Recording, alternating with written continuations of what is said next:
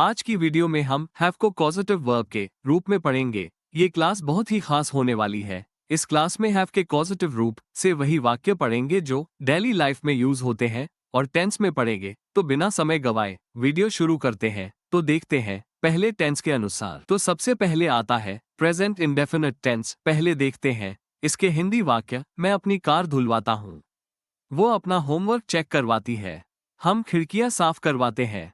इस तरह के इसमें हिंदी वाक्य आते हैं। तो देखते हैं इनका स्ट्रक्चर। सब्जेक्ट हैव या has, object verb third form. Object के बाद हमेशा मेन वर्ब का थर्ड फॉर्म ही यूज होगा। तो देखते हैं subject I we you they के साथ हमेशा हैव यूज होगा और सब्जेक्ट ही शी इट और एनी नेम के साथ हमेशा हैज यूज होगा। अब देखते हैं वाक्य की इंग्लिश। मैं अपनी कार धुलवाता हूँ।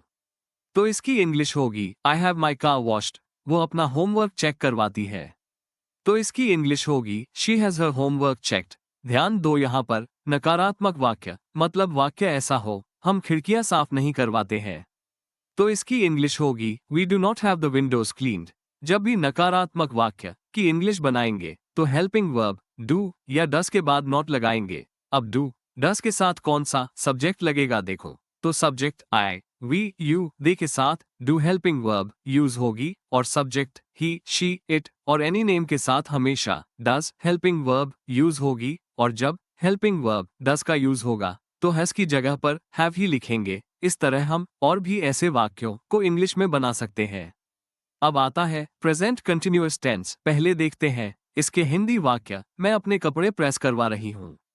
वो अपने नाखून बनवा रही है। वे अपनी तस्वीरें खींचवा रहे हैं।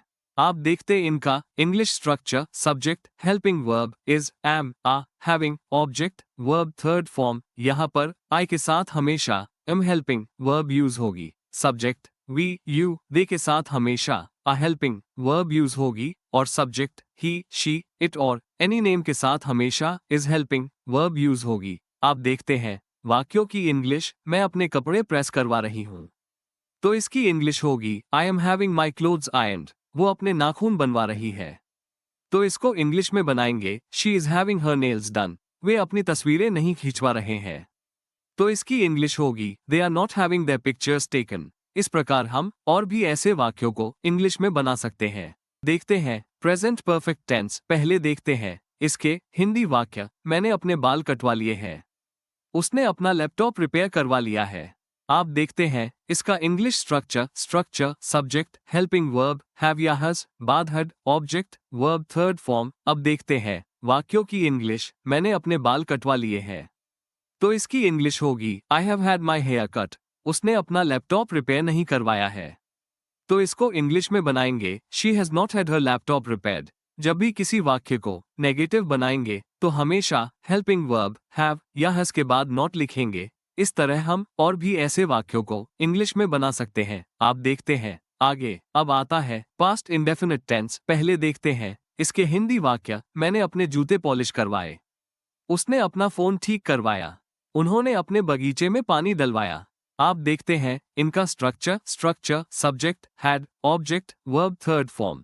आप बनाते हैं वाक्यों की इंग्लिश। मैंने अपने जूते पॉलिश करवाए। तो इसकी इंग्लिश होगी I had my shoes polished. इस टेंस में अफर्मेटिव सेंटेंसेस में सभी सब्जेक्ट के साथ हैड ही यूज होगा। उसने अपना फोन ठीक करवाया। तो इसको इंग्लिश में बनाएंगे he had his phone repaired. उन्होंने अपने बगीचे में पानी नहीं डलवाया। They did not have their garden watered. यहाँ पर ध्यान दोगे जब भी ऐसा सेंटेंस नकारात्मक आएगा तो डिड हेल्पिंग वर्ब के बाद नॉट लगाकर और हैड को हैव लिखकर इंग्लिश बनाएंगे। यहाँ पर सभी सब्जेक्ट के साथ डिड हेल्पिंग वर्ब ही यूज होगी। तो आप देखते हैं next tense past continuous tense. पहले देखते हैं इसके हिंदी वाक्य। मैं अपनी बाइक ठीक करवा रहा था। वो अपनी ड्रेस सिलवा रही थी। हम अपना कमरा साफ करवा रहे थे। इस प्रकार के वाक्य इसमें आते हैं। देखते हैं इनका English structure subject helping verb was या were having object verb third form. Subject I he she it के साथ वॉज हेल्पिंग वर्ब का यूज होगा और सब्जेक्ट यू वी दे के साथ वह हेल्पिंग वर्ब का यूज होगा। अब देखते हैं वाक्यों की इंग्लिश। मैं अपनी बाइक ठीक करवा रहा था। तो इसकी इंग्लिश होगी I was having my bike fixed. वो अपनी ड्रेस सिलवा रही थी। तो इसको इंग्लिश में बनाएंगे she was having her dress stitched. हम अपना कमरा साफ नहीं करवा रहे थे। तो इसकी इंग्लिश होगी we were not having our room cleaned. यहाँ पर सीधा हेल्पिंग वर्ब के बाद नॉट लगाकर नेगेटिव बनाया जाता है। इस तरह हम और भी ऐसे वाक्यों को इंग्लिश में बना सकते हैं। तो देखते हैं नेक्स्ट। अब आता है पास्ट परफेक्ट टेंस। पहले देखते हैं इसके हिंदी वाक्य। मैंने अपनी कार की मरम्मत करवाई थी। उसने अपना कंप्यूटर ठीक करवाया था। अब देखते हैं इन वाक्यों का English structure. Subject helping verb had object verb third form. यहाँ पर ध्यान दोगे एक हैड हेल्पिंग वर्ब का है और दूसरा हैव का थर्ड फॉर्म है। अब देखते हैं वाक्य की इंग्लिश। मैंने अपनी कार की मरम्मत करवाई थी। तो इसकी इंग्लिश होगी I had my car repaired. उन्होंने अपने घर की पेंटिंग नहीं करवाई थी। इसको इंग्लिश में बनाएंगे they had not had their house painted. ऐसे वाक्य में भी सीधा हैड के बाद नॉट लगाकर नेगेटिव सेंटेंस बनाया जाता है, जैसे वाक्य में देख सकते हो। इस तरह हम और भी ऐसे वाक्यों को इंग्लिश में बना सकते हैं। तो देखते हैं नेक्स्ट। अब आता है फ्यूचर सिंपल टेंस। पहले देखते हैं इसके हिंदी वाक्य। मैं अपना बैग पैक करवा लूंगा। वो अपना घर नहीं रंगवाएगी। इस तरह के वाक्य इसमें आते हैं। अब देखते हैं इनका structure. Subject helping verb will have object verb third form. इस टेंस में सभी सब्जेक्ट के साथ विल हेल्पिंग वर्ब ही यूज होगी। अब देखते हैं वाक्यों को इंग्लिश में। मैं अपना बैग पैक करवा लूंगा।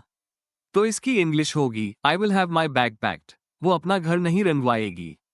तो इसकी इंग्लिश होगी she will not have her house painted. इस तरह हम और भी ऐसे वाक्यों को इंग्लिश में बना सकते हैं। तो देखते हैं नेक्स्ट। अब आता है फ्यूचर परफेक्ट टेंस। पहले देखते हैं इसके हिंदी वाक्य। अगले हफ्ते तक मेरा पासपोर्ट रिन्यू हो जाएगा।